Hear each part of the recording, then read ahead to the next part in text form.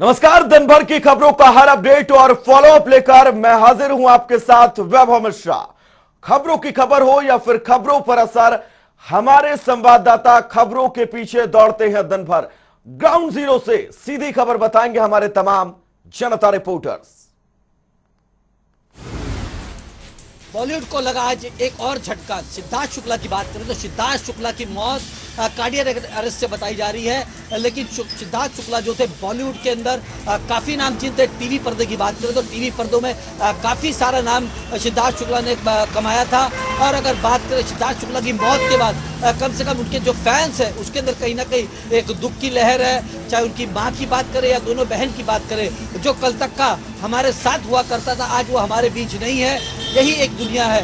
लेकिन सिद्धार्थ शुक्ला जो थे कम से कम बॉलीवुड के अंदर जब से उन्होंने प्रवेश किया था वो अब लगातार ऊंचाई की और बुलंदियों के ऊपर छाए जा रहे थे। अगर मुंबई पुलिस की बात करें तो सिद्धार्थ शुक्ला की मौत के बाद मुंबई पुलिस एक्शन में नजर आई। मुंबई पुलिस ने तमाम जो सिद्धार्थ शुक्ला के करीबी लोग थे उनसे पूछताछ करी, उनकी मां से पूछताछ करी है। और अगर सिद्धार्थ शुक्ला की पोस्टमार्टम रिपोर्ट की बात करें तो डॉक्टर की एक स्पेशल टीम बना दी गई है और पोस्टमार्टम जो है वो लगातार जारी है। अब देखना यह है कि पोस्टमार्टम रिपोर्ट के अंदर क्या निकल के आता है। लेकिन सिद्धार्थ शुक्ला जो थे एक टीवी पर्दे के अंदर काफ़ी नामचीन चेहरा थे और तमाम जो फैंस हैं उनके वो कहीं ना कहीं आज दुखे हुए हैं। तकरीबन 2 साल से जो बॉलीवुड जगत के अंदर लगातार दुख की खबरें नजर आ रही है। तमाम जो इसके पहले भी बड़े बड़े सितारे थे जो इस दुनिया से चले गए, जैसे दिलीप कुमार साहब हो, सुशांत सिंह राजपूत हो, अब सिद्धार्थ शुक्ला है, ये तमाम जो लोग हैं इस दुनिया से कहीं ना कहीं जा रहे हैं। तो कहीं ना कहीं बॉलीवुड को भी एक झटका सा ज़रूर लग रहा है। अगर सिद्धार्थ शुक्ला की बात करें तो उनका एक सीरियल आया था दिल से दिल तक, लेकिन आज सिद्धार्थ शुक्ला की कम से कम दिल की जो धड़कन है वो कहीं ना कहीं थम सी गई, जिसकी वजह से उनके तमाम जो फैंस और उनके घर वालों को एक दुख की घड़ी का सामना करना पड़ रहा है। टीवी इंडस्ट्री में एक बार फिर से मातम का मौसम बना हुआ है। दरअसल famous TV actor Siddharth Shukla का निधन हो गया है। वही सिद्धार्थ शुक्ला अपने करियर में काफी फेमस थे और उन्होंने अपने करियर की शुरुआत 2008 के सीरियल बाबुल का आंगन छूटे ना से की थी। इसके बाद वो जाने पहचाने से ये अजनबी में नजर आए। फिर उनको फेम बालिका वधू से मिला जो वो काफी फेमस हो गए। उसके बाद उन्होंने बिग बॉस 13 जीता, जिसके बाद उनकी फैन फॉलोइंग काफी बढ़ गई। वही आपको बता दें कि उनका निधन हो चुका है, जिसकी वजह से टीवी इंडस्ट्री में काफी दुख का मौसम बना हुआ है।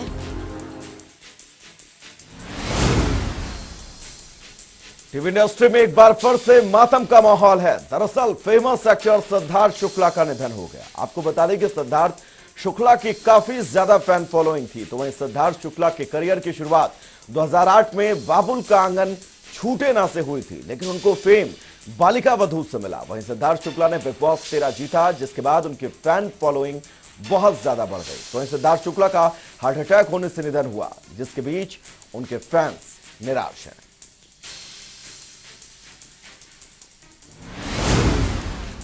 तहरीक हुर्रियत के चेयरमैन सैयद अली गिलानी शाह का निधन आज 10 बजे हुआ है। 92 साल की उम्र में उनका निधन हुआ है। सैयद अली गिलानी शाह वह नेता हैं जिनके कहने पे कभी कश्मीर बंद होता था और कभी खुलता था, और सैयद अली गिलानी शाह कश्मीर में एक बहुत बड़े नेता के रूप में सामने आते रहते थे। सैयद अली गिलानी शाह पिछले लंबे समय से बीमार चल रहे थे। उनका आज 10 बजे निधन हो गया है। उनके निधन के बाद कई बड़ी हस्तियां जो कश्मीर के नेता हैं उन्होंने भी शोक व्यक्त किया है। वही महबूबा मुफ्ती और अमर अब्दुल्ला ने भी ट्वीट करके शोक व्यक्त किया है और सैयद अली गिलानी शाह के निधन पर उन्होंने अपना दुख प्रकट किया है। मैं आपको बता दूं कि इसके बाद सैयद अली गिलानी शाह के जो घर है जहां पर हैदरपुरा है वहां पर सुरक्षा बलों की तरफ से तारबंदी की जा रही है, क्योंकि कल उनका वहां पर जनाजा होगा। इसको देखते हुए कश्मीर में सुरक्षा के पुख्ता बंदोबस्त किए गए हैं। हरियाणा के मुख्यमंत्री मनोहर लाल ने वीरवार को चंडीगढ़ स्थित हरियाणा सचिवालय में डिजिटल सूचना पट और प्रदर्शनी का उद्घाटन किया। मुख्यमंत्री मनोहर लाल के साथ इस दौरान हरियाणा के कैबिनेट मंत्री चौधरी रणजीत सिंह चौटाला, जेपी दलाल, बनवारी लाल समेत तमाम राज्य मंत्री और अधिकारी भी मौजूद रहे। मुख्यमंत्री मनोहर लाल ने कहा कि इस डिजिटल सूचना पट के जरिए हरियाणा के लोगों का स्वतंत्रता संग्राम में जो योगदान रहा है उसको दिखाया जाएगा। हरियाणा सचिवालय में जो लघु प्रदर्शनी का मुख्यमंत्री ने उद्घाटन किया है, इसमें हरियाणा के लोगों का स्वतंत्रता संग्राम में जो योगदान है उसको दिखाया गया है। तालिबान के अफगानिस्तान कब्जाने के बाद आतंकी संगठनों को एक नई उम्मीद दिखाई देने लगी है। दरअसल आतंकी संगठन अलकायदा ने तालिबान को बधाई संदेश भेजा, साथ ही अपना एजेंडा भी क्लियर कर दिया। अलकायदा ने फिलिस्तीन से लेकर कश्मीर तक आज़ादी की बात कही, साथ ही गैर इस्लामिक देश पर हमला करने के लिए कहा। अब ऐसे में सवाल उठता है कि भारत इन धमकियों को कितनी गंभीरता से लेता है।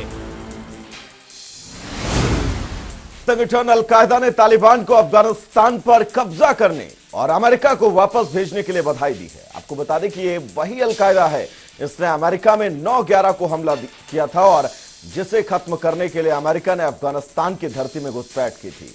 अलकायदा ने तालिबान को बधाई देने के साथ ही कश्मीर का मसला उठाया और अपने बयान में कहा कि इस्लाम के दुश्मनों के हाथ से सोमालिया, यमन और कश्मीर को आजाद कराने की शक्ति दे। अब सवाल है कि भारत इन धमकियों को कितनी गंभीरता से लेगा। अफगानिस्तान में तालिबान का कब्जा एक सच्चाई है और तालिबान का अलकायदा से गठजोड़ एक ऐसी संभावना जिससे कोई इनकार नहीं कर सकता। पाकिस्तान पर पूरी तरीके से तालिबान का कब्जा हो चुका है, लेकिन अब भी पंजशीर ऐसा इलाका है जहां पर तालिबानी आतंकी घुसने से कतरा रहे हैं। अब मसूद अजहर और उनके लड़के पंजशीर पे अपनी योजना बना रहे हैं कि किस तरीके से पंजशीर में तालिबानी और उनका कब्जा किया जाए और वहां के नॉर्दर्न अलायंस के साथ गठबंधन और साठगांठ की जाए। लेकिन पंजशीर के लड़के कब तक ये लड़ाई जारी रखेंगे, ये भी एक बड़ा सवाल है। पाकिस्तान में पूरी तरह से तालिबानियों का कब्जा है, लेकिन अब भी पंजशीर एक ऐसा इलाका है जहां तालिबानी जाने से डरते हैं। बताया जा रहा है कि तालिबान के प्रमुख लीडर और मसूद अजहर समेत कई लोग पंजशीर को लेकर प्लान तैयार कर रहे हैं ताकि जल्द से जल्द पंजशीर पर भी तालिबानियों का कब्जा हो सके। 3 सितंबर से रूस में बड़े युद्धाभ्यास का आयोजन होने जा रहा है, जिसमें 17 देश की सेनाएं अपना दमखम दिखाएंगी। वहीं भारतीय सेना भी इस युद्धाभ्यास में अपने युद्ध कला का प्रदर्शन करेगी। इस युद्धाभ्यास में भाग लेने के लिए भारतीय सेना के 200 जवानों की टुकड़ी रूस पहुंच गई है। इस युद्धाभ्यास में चीन और पाकिस्तान भी होंगे, हालांकि वे पर्यवेक्षक की भूमिका में रहेंगे। 16 सितंबर तक चलने वाले इस युद्धाभ्यास का उद्देश्य आतंक विरोधी सहयोग को बढ़ावा देना है। रशिया में 3 सितंबर से 16 सितंबर के बीच 17 देशों के सैन्य अभ्यास में शामिल होने के लिए भारत तैयार है। हालांकि इसमें चीन और पाकिस्तान भी होंगे, लेकिन वे पर्यवेक्षक बने रहेंगे क्योंकि इस अभ्यास में उन्होंने सेनाएं नहीं भेजी हैं। भारतीय सेना ने इस अभ्यास के लिए नागा रेजिमेंट के करीब 200 सैनिकों को भेजा है। ये जवान रशिया सैन्य बल के साथ थिएटर स्तर का युद्धाभ्यास करेंगे। एक अधिकारी ने बताया कि इस युद्धाभ्यास का मकसद भागीदार देशों के बीच सैन्य और सामरिक गठजोड़ बढ़ाना है, जिससे आतंकवाद विरोध अभियानों में सहयोगी देशों की मदद मिल सके। भारत में गाय को मां का दर्जा दिया जाता है और यही कारण है कि पिछले कई सालों से गाय को राष्ट्रीय पशु घोषित करने की मांग लगातार तेज होती जा रही है। वहीं अब इस मामले में इलाहाबाद हाईकोर्ट ने भी टिप्पणी करते हुए कहा है कि गाय को राष्ट्रीय पशु घोषित कर देना चाहिए और पूरे देश में गौमांस पर बैन कर देना चाहिए। वहीं अब इस मामले में सुप्रीम कोर्ट माफ कीजिएगा हाईकोर्ट की टिप्पणी के बाद राजनीतिक बयानबाजी भी तेज हो गई है। समाजवादी पार्टी की तरफ से अनुराग ठाकुर ने कहा है कि भारतीय जनता पार्टी में गाय दर दर भटक रही है। वहीं कांग्रेस पार्टी के प्रवक्ता सुरेंद्र राजपूत ने भी कहा कि गौवंश को लेकर उत्तर प्रदेश में रोक है, लेकिन असम और गोवा ऐसे राज्य हैं जहां पर इस पर रोक नहीं है। तो इसको लेकर भी पूरे राष्ट्र में एक कानून बनना चाहिए और गाय की सुरक्षा को लेकर महत्वपूर्ण कानून के साथ साथ इसे राष्ट्रीय पशु भी घोषित कर देना चाहिए। दरअसल गौहत्या के एक आरोपी की जमानत अर्जी पर सुनवाई करते हुए इलाहाबाद हाईकोर्ट ने बड़ी टिप्पणी की, जिसमें हाईकोर्ट की तरफ से कहा गया कि गाय भारत की संस्कृति का अभिन्न अंग है और इसे राष्ट्रीय पशु घोषित किया जाना चाहिए। इसके साथ ही कोर्ट ने कहा कि गाय को मौलिक अधिकार देने और इसे राष्ट्रीय पशु घोषित करने के लिए केंद्र सरकार को कदम उठाना चाहिए और विधेयक लाना चाहिए। उत्तर प्रदेश के कुछ शहरों में सैकड़ों बच्चे रहस्यमय बुखार से तप रहे हैं। बुखार अचानक इस कदर से बढ़ने लगा है कि बच्चों की सांसें थमने लगी है। वहीं यूपी के फिरोजाबाद में रहस्यमय बुखार से करीब 50 से ज्यादा बच्चों की मौत हो गई है। इसी के साथ मथुरा में भी 15 दिनों में 11 बच्चों समेत 11 लोगों की मौत हो गई है। वहीं गुरुवार को 2 बच्चों की मौत से प्रशासन हरकत में आया है। अमेरिका में डेल्टा वेरिएंट के कारण लगातार कोरोना के मामले बढ़ते नजर आ रहे हैं। वहीं फूड एंड ड्रग एडमिनिस्ट्रेशन के पूर्व कमिश्नर ने उम्मीद जताई है कि अमेरिका का स्वास्थ्य विभाग जल्द ही 5 से 11 साल के बच्चों तक की वैक्सीन को मंजूरी दे देगा। सुप्रीम कोर्ट ने सोशल मीडिया और यूट्यूब पर फर्जी खबरों को लेकर नाराजगी जताई है। दरअसल कोरोना काल में तबलीगी जमात को लेकर हुई रिपोर्टिंग के मामले पर chief justice of India NV Raman का कहना है कि वेब पोर्टल पर किसी का नियंत्रण नहीं है, जिससे देश की छवि खराब होती है। ऐसे में वेब पोर्टल को लेकर सरकार कई तरह के नियम बनाए हैं, जिसको सुप्रीम कोर्ट में चुनौती दी गई है।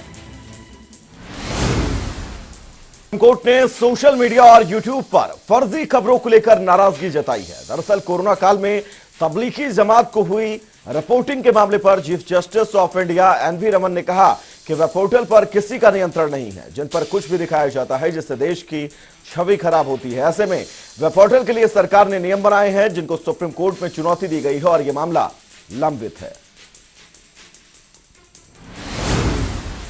किसानों के मुद्दे को लेकर, किसानों पर लाठीचार्ज को लेकर करनाल में कांग्रेस पार्टी ने एक प्रदर्शन किया है। प्रदर्शन की अगुवाई कुमारी शैलजा जो प्रदेश अध्यक्ष है उन्होंने की है। इसी के साथ जिला सचिवालय में पहुंचकर उन्होंने राज्यपाल के नाम एडीसी को ज्ञापन सौंपा है। इसी के साथ कुमारी शैलजा ने कहा कि लगातार जो पिछले 4 बार जो लाठीचार्ज हुआ था कहीं ना कहीं निंदनीय है। उसी के साथ प्रदेश सरकार पर उन्होंने निशाना जरूर साधा कि कोई भी अधिकारी अपनी मर्जी से इतना बड़ा फैसला नहीं ले सकता, ना कुछ कह सकता है। ऊपर से कहीं ना कहीं इस पूरे इशारा था और तमाम ऐसी शंकाएं हैं कि इसी वजह से सारा का सारा ये हुआ है। किसानों को ये भड़काना चाहते हैं, किसानों को दबाना चाहते हैं। इन सभी मुद्दों को लेकर साथ में महंगाई का मुद्दा है, पेट्रोल डीजल के भाव लगातार बढ़ रहे हैं और जो घरेलू गैस है या दूसरी गैस है, कमर्शियल गैस है, उसके रेट भी काफी बढ़े हैं। इन तमाम मुद्दों को लेकर कहीं ना कहीं उन्होंने प्रदर्शन किया।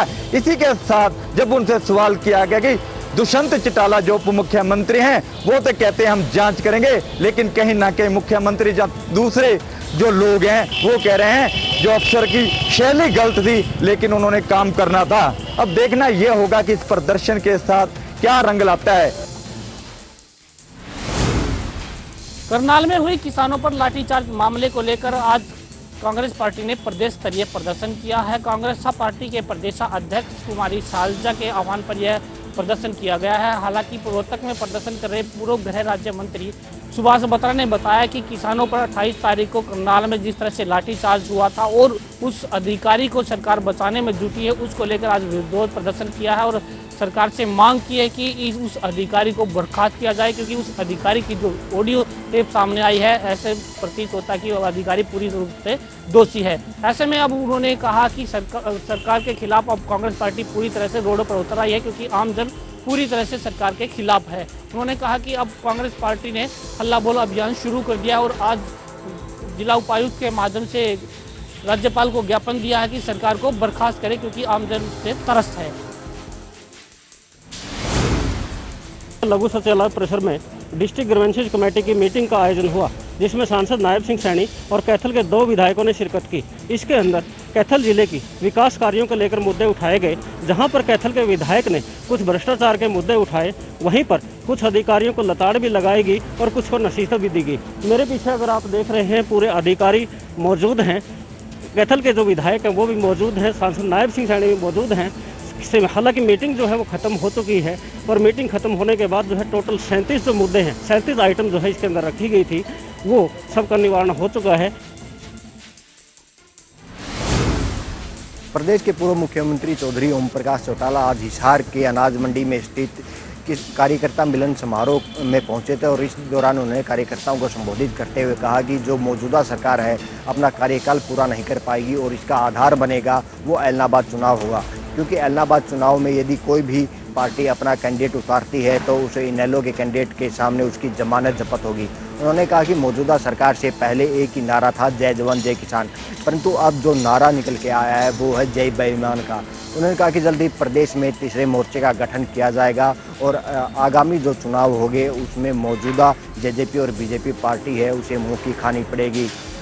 देखना होगा कि आने वाले समय में इनेलो पार्टी किस तरह से अपना ग्राफ बढ़ा पाती है। फिलहाल पूर्व मुख्यमंत्री ओम प्रकाश चौटाला ने कहा, लोगों से अपील की है कि वो उनकी सरकार बनाने में सहयोग करें और जितने भी उनके काम है वो उनको पूरा करने का वादा करते हैं। पैरा ओलंपिक में परचम लहराने वाले सुमित आंतिल अपने गांव खेवड़ा में 4 तारीख को पहुंच रहे हैं, जहां उनके स्वागत के लिए गांव के स्टेडियम में आयोजन किया जाएगा। उसी के दौरान प्रदेश के मुख्यमंत्री और डिप्टी सीएम भी कार्यक्रम में शिरकत करेंगे। इसको लेकर आज सोनीपत में राय विधायक मोहनलाल बड़ोली और सांसद रमेश कौशिक द्वारा प्रेस कॉन्फ्रेंस का आयोजन किया गया, जहां पर मुख्यमंत्री और डिप्टी सीएम के आने की सूचना जो है प्रेस कॉन्फ्रेंस के माध्यम से दी गई है। वहीं प्रदेश के मुख्यमंत्री कार्यक्रम में पहुंचकर जो है गांव की सुख सुविधा के लिए, उनके विकास के लिए काफ़ी कई घोषणा करने वाले हैं। इस वक्त हम मौजूद हैं जहां आप मेरे पीछे भीड़ देख रहे हैं, काफ़ी बड़ी भीड़ है और कोरोना जैसी महामारी से जो लोग परेशान हैं, फैक्ट्री एरिया के मजदूर और मजबूर हैं जिनको वैक्सीन लगवाना है। जीना जरूरी तो सबसे ज़्यादा ज़रूरी वैक्सीन ज़रूरी, लेकिन ये मूल मंत्र जो है सरकार की तरफ से चलाया गया है, लेकिन लगातार लापरवाही दिखाई दे रही है आपको कि सोशल डिस्टेंसिंग की किस तरीके से धज्जियां उड़ाई जा रही हैं। और यहाँ पर सोशल डिस्टेंसिंग नहीं, मास्क को लेकर काफ़ी तरह के किल्लत यहाँ पर दिखाई दे रही है और काफ़ी परेशानी आ रही है। जो लोग मजदूर और मजबूर हैं, जो अलग अलग स्टेट से यहाँ पर रोजी रोटी के लिए आए थे, उनको किस तरीके से लाइन में खड़ा होना पड़ रहा है, ये तस्वीरें बयान करती हैं। और कितनी बड़ी लापरवाही है, ये शासन और प्रशासन की लापरवाही है। ये भीड़ जो मौजूद है, ये भीड़ कहीं ना कहीं अपने आप को मजबूर है और मजदूर है। अलग अलग स्टेट से जो लोग रोजी रोटी के लिए आए थे, उनकी कितनी बड़ी यहाँ पर मजबूरी है, क्योंकि अब लगातार जो 2 लहर जो कोरोना जैसी महामारी आई थी और अब तीसरी लहर आने वाली है, तो उस बात को लेकर कहीं ना कहीं लोगों के अंदर डर बना हुआ है और वैक्सीन को लेकर कहीं ना कहीं काफ़ी बड़ी लाइन दिखाई दे रही है। लेकिन यहाँ कहीं ना कहीं काफ़ी बड़ी लापरवाही है, क्योंकि सोशल डिस्टेंसिंग का यहाँ पर किस तरीके से धज्जियां उड़ाई जा रही है, ये कहीं ना कहीं बयान करता है अपने आप में। और यहाँ पर कहीं ना कहीं काफ़ी बड़ी लापरवाही दिखाई दे रही है। के पेपर के लीक करने के मामले में कैथल पुलिस ने 11 आरोपियों पर इनाम की घोषणा की है। बता दें कि 2 मुख्य आरोपी हैं जिनके ऊपर 2-2 लाख रुपए के इनाम की घोषणा की है। वो जम्मू और कश्मीर के रहने वाले हैं, जिन्होंने पेपर लीक करने में मुख्य भूमिका निभाई थी। इसमें 9 आरोपी ऐसे हैं जो हरियाणा के रहने वाले हैं, उनके ऊपर 50-50 हज़ार रुपए के इनाम की घोषणा की है। आज पुलिस महानिदेशक की तरफ से ऐसा पत्र जारी किया गया है और कैथल के पुलिस अधीक्षक ने प्रेस विज्ञप्ति जारी कर बताया कि 11 आरोपियों पर इनाम की घोषणा की गई है, जिनके अंदर 2 ऐसे आरोपी हैं जो मुख्य आरोपी थे, उनके ऊपर 2 लाख रुपए के इनाम की घोषणा की गई है, जबकि बाकी बचे 9 आरोपियों पर 50-50 हज़ार रुपए के इनाम की घोषणा की है। कोरोना को लेकर के ऑक्सीजन की काफ़ी किल्लत रही, बहुत से लोगों की ऑक्सीजन की कमी के कारण जान भी चली गई।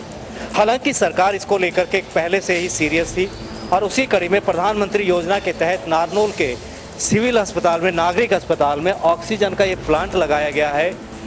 Civil surgeon doctor Ashok Kumar के अगर हम माने तो 100 बिस्तरों के इस अस्पताल में ये प्लांट सफिशेंट है। 50 बेड पर बगैर किसी रुकावट के ऑक्सीजन की सप्लाई की जा सकती है। इस ऑक्सीजन प्लांट के लगने के बाद अब ऐसे लोगों को जीवन दान मिल पाएगा जो ऑक्सीजन की कमी के चलते मौत में समा जाते थे। बल्लभगढ़ फरीदाबाद वह शहर जिसको यहाँ के नेता व प्रशासनिक अधिकारी लगातार स्मार्ट बनाने का प्रयास कर रहे हैं, इसका स्मार्ट करने का दावा कर रहे हैं, लेकिन उनके यह दावे केवल एक दिन की बारिश में ही पानी में बहते हुए नजर आते हैं। यहाँ एक दिन की बारिश से पूरी सड़कें जहाँ जाम हो जाती है, यहाँ का नेशनल हाईवे रुक सा जाता है। ताज़ा मामले में बल्लभगढ़ से होकर पलवल आगरा की तरफ जाने वाले हाईवे के ऊपर बना बल्लभगढ़ में स्थित रेलवे फ्लाईओवर की दीवार परसों देर रात भारी बारिश होने के चलते पानी में ढह गई। आपको विशेष तौर पर बता दें कि 2 साल पहले रिपेयर हुई है दीवार का ढह जाना कहीं ना कहीं प्रशासनिक अधिकारियों व इस दीवार को बनाने वाले ठेकेदार पर बड़ा सवाल खड़ा करती है। जो कि केवल एक दिन की बारिश में ही ढह गई। अब देखने वाली बात यह होगी कि केवल एक दिन की बारिश में ही सड़कों पर पानी के जमाव होने के चलते पूरे ट्रैफिक का रुक जाना, या केवल 2 साल पहले रिपेयर की गई इस तरह की दीवारों का एक दिन की बारिश में ढह जाना, की समस्याओं का समाधान यहाँ का प्रशासन व यहाँ के मंत्री नेता किस तरह से कर पाते हैं, यह देखने वाली बात होगी। चलिए, जनता रिपोर्टर में फिलहाल के लिए इतना ही। रुकेंगे एक बहुत छोटे से ब्रेक के लिए, कहीं जाइएगा नहीं। जनता टीवी पर खबरों का सफर लगातार जारी रहेगा। नमस्कार।